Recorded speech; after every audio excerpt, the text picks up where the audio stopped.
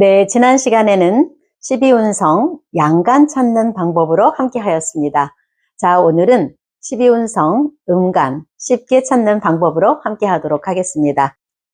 네, 양간은 순행하고 음간은 역행을 해서 12운성의 기운을 찾습니다. 그러면 순행이라고 한다면 생욕대, 로광세, 병사묘, 절태양 등으로 순행을 할 것입니다. 그러면 이 양간에 음간의 짝이 있습니다. 짝만 기억하시면 됩니다. 그래서 양간이 생지라면 음간은 사지가 됩니다. 그래서 생사, 그리고 욕병, 관쇠, 로광, 왕로, 세간, 그리고 병요, 사생, 묘양, 절태, 태절, 양묘라고 하는데 여기에서 중복된 것을 빼면 6가지만 암기하시면 됩니다. 이것은 태어나면 죽고 생사입니다. 목욕하면 병들고 욕병 기억하시면 되고요. 관대는 쇠, 관쇠라고 기억하시면 되고 또는 록왕, 록왕 기억하시면 되고 또는 묘양, 절태해서 6가지만 중복된 것 빼시고 6가지만 기억하시면 음간은 쉽게 찾을 수 있습니다. 자, 그러면 이 방식을 통해서 음간, 12운성의 지지의 기운을 한번 찾아보도록 하겠습니다. 음간 개수부터 진행해 보도록 하겠습니다. 개사부터 진행해 보도록 하겠습니다. 네, 천간이 개수입니다. 개수면 이 해자축, 여기가 본계절이 됩니다. 가장 왕성한 그러한 시기가 되는 것입니다. 그러면 로광세가 되겠죠. 록왕쇠의 자리가 됩니다. 로광세는 전계절이면 신유술, 생욕대가 되는 것이고 그리고 후계절, 병사묘가 되는 것이고 본 계절의 반대 계절은 절태양이 되는 것입니다. 그런데 개사입니다. 그러면 양간부터 찾고 양간의 가지고 있는 음간의 짝을 찾으시면 되는 것입니다. 그러면 개사, 여기는 절태양의 자리라고 하였습니다. 그러면 양간에게는 절지가 되는 것입니다. 그러면 절지하고 짝을 한번 찾아보도록 할 건데요. 절은 태지하고 짝입니다. 절태, 이것만 기억하시면 됩니다. 짝만. 그러면 여기는 양간은 절지고 음간은 태지가 되는 것입니다. 그러면 계사는 지지에 태지에 그러한 기운을 두었다라고 이해하시면 될 것 같습니다.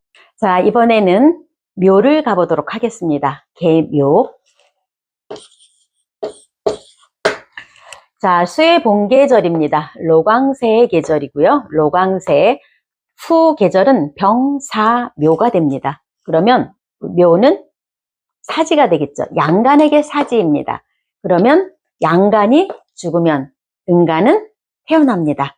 장생합니다. 그래서 사생, 짝입니다. 그래서 사지라면, 양간에게 사지라면 음간에게는 생지가 되는 것입니다. 생지.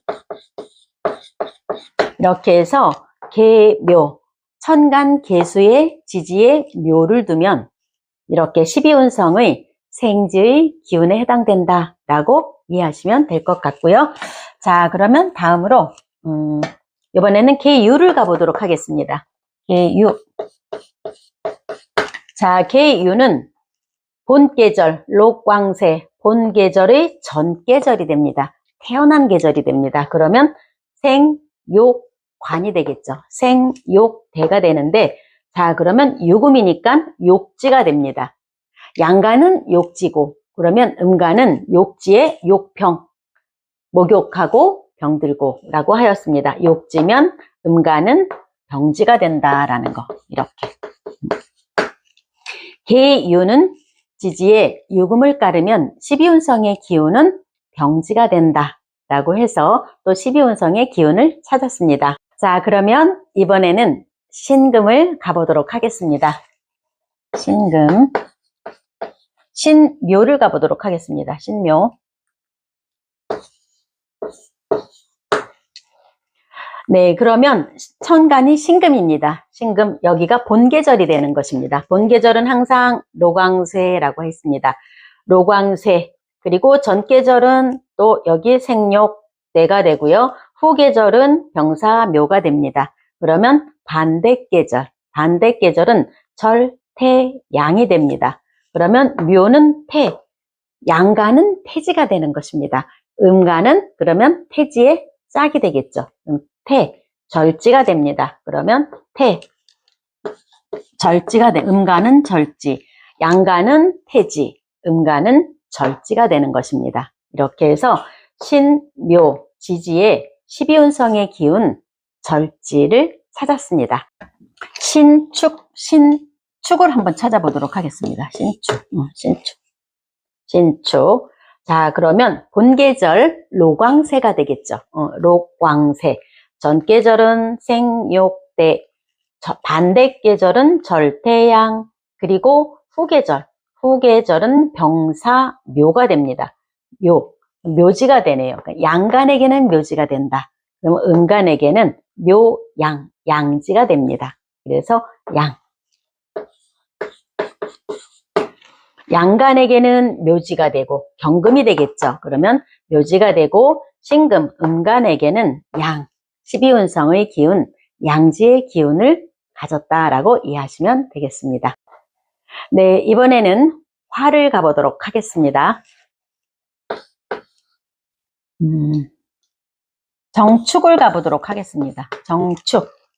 자, 화인이 화인계절, 화가 로광세, 본계절이 됩니다. 본계절이 되는 것이고, 본계절이 태어난 계절은 임묘진, 생욕대가 되는 것이고, 후계절, 앞으로 나아갈 계절, 병사묘가 되는 것이고, 또는 우리 로광세의 반대 계절은 반드시 절태양이라고 하였습니다. 그러면 축인이 절태양이 되겠죠.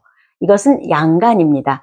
양의 짝, 음간의 짝을 보면은 양의 묘입니다.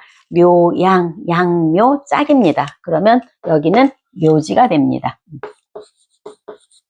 양간에게는 절태양이지만 음간에게는 묘지다 라고 해서 우리가 정축, 축토의 12운성의 기운을 찾았습니다. 묘지.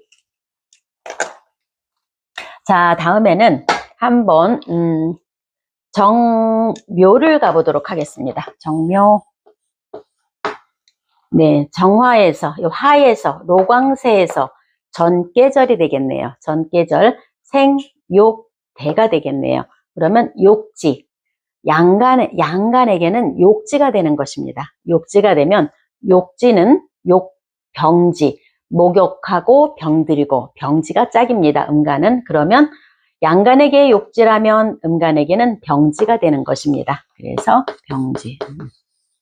그래서 정묘는 지12운성의 기운이 병지의 기운이다 라고 해서 이렇게 해서 찾았습니다.